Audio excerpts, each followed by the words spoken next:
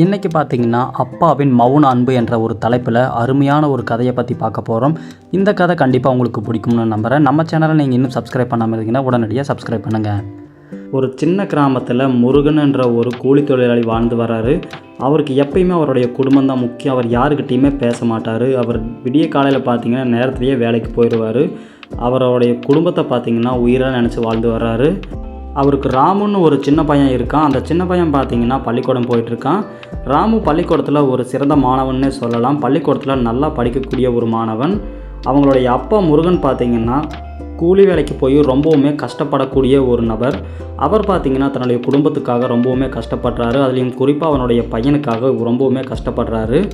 ஆனால் அவனுடைய பையனுடைய படிப்புக்காக அவர் எந்த லெவலுக்குமே போகக்கூடிய ஒரு நபராக இருக்கார்.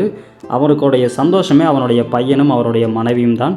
ராமு டெய்லியுமே பள்ளிக்கூடத்தில் கற்றுட்டு வர்ற விஷயத்தை எல்லாமே அவங்க அப்பா கிட்ட சொல்லும்போது அவங்க அப்பா ரொம்பவுமே சந்தோஷப்படுவார். அதுலேயும் குறிப்பாக பார்த்தீங்கன்னா ராமு டெய்லியுமே தூங்கும்போது அவங்க அப்பாவுடைய மடியில் தான் தூங்குவான்.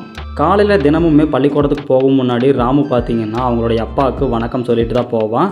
முருகனுக்கு பார்த்தீங்கன்னா அந்த விஷயத்தில் எப்போவுமே சந்தோஷமாக இருக்கும். காலம் கடந்த பின் பார்த்தீங்கன்னா முருகனுடைய பையன் ராமு பார்த்தீங்கன்னா பள்ளிக்கூடத்தில் நல்ல மதிப்பெண் பெற்று சான்றிதழெல்லாம் வாங்கி தன்னுடைய அப்பா முருகன்கிட்ட போய் ஆற தழுவி கட்டி அணைக்கிறான். அதுக்கப்புறம் பார்த்தீங்கன்னா தன்னுடைய அப்பா கிட்ட காலில் விழுந்து ஆசீர்வாதம் வாங்குகிறான் ராமு. அதுக்கப்புறம் அவங்க அப்பாவை பார்த்து வணங்கி தன்னோட குடும்பத்தோடு சேர்ந்து அவனுடைய வெற்றியை கொண்டாடுறான்.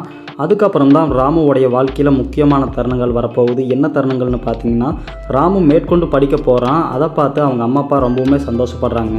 நைட் அவன் படிக்கும்போது அவங்க அப்பா தூரத்தில் நின்று அவனுடைய படிப்பை பார்த்து சந்தோஷப்படுறாங்க. காலம் கடந்த பிறகு பார்த்தீங்கன்னா ராமு ஒரு பெரிய நிறுவனத்தில் ஒரு முக்கியமான பதவியில் சேர்றாரு. அவங்க குடும்பத்தில் இருக்கிற எல்லாருமே மகிழ்ச்சி அடைகிறாங்க. இந்த சந்தோஷமான தருணத்தில் பார்த்தீங்கன்னா முருகன் ஒரு அழகிய தருணத்தை நினைவு கூர்றாரு.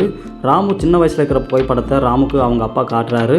அதுக்கப்புறம் பார்த்தீங்கன்னா அவங்க அப்பாவும் அவனுடைய பகையனும் பார்த்தீங்கன்னா ஒத்துமையாக ஒருவருக்கொருவர் சந்தோஷமாக இருக்கிற நிகழ்வை காட்டுறோம்.